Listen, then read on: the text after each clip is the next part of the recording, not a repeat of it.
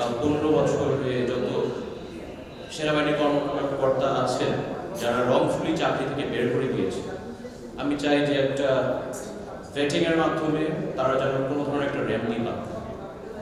15 years অফিসাররা রংফুলি বের করে দেওয়া হলো, পিলখানার বিচার চেয়ে তারা বের করে দেওয়া হলো, তাদের জন্য সরকার একটা স্ট্যান্স নেওয়া উচিত, যার জন্য দাবি জানাচ্ছি।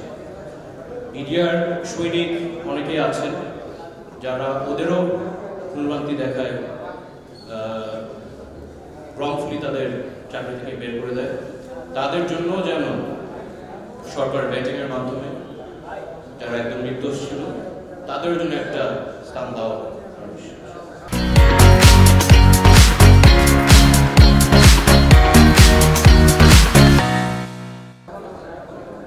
আবার জোর দাবি আমরা জানাচ্ছি সরকারের কাছে যে 25শে ফেব্রুয়ারি 2009 এটা শহীদ সেনা দিবস হিসাবে ঘোষণা করা হলো।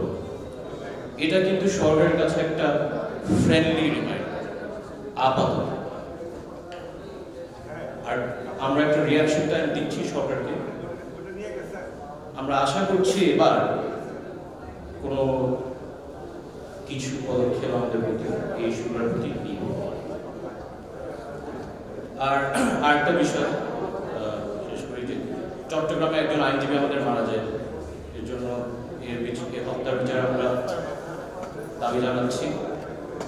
এনএসএফ একটা আইনজীবী আমাদের মারা যায়, এটা আপনারা জানেন যে হাসনাত আব্দুল এবং সার্জিস চিরং থেকে আসার সময় একটা দুর্ঘটনা হয়। এটা যদি হত্যা চেষ্টা হয় তাহলে এটা খুব ভয়াবহ ব্যাপার। আমি যদি হত্যা চেষ্টাটা হয়ে থাকে, আমি আইন শৃঙ্খলা রক্ষাকারী বাহিনীকে অনুরোধ করব আপনারা দ্রুত পদক্ষেপ নেন আর যারা জড়িত আছে তাদের আইনের আওতায় নিয়ে আসেন।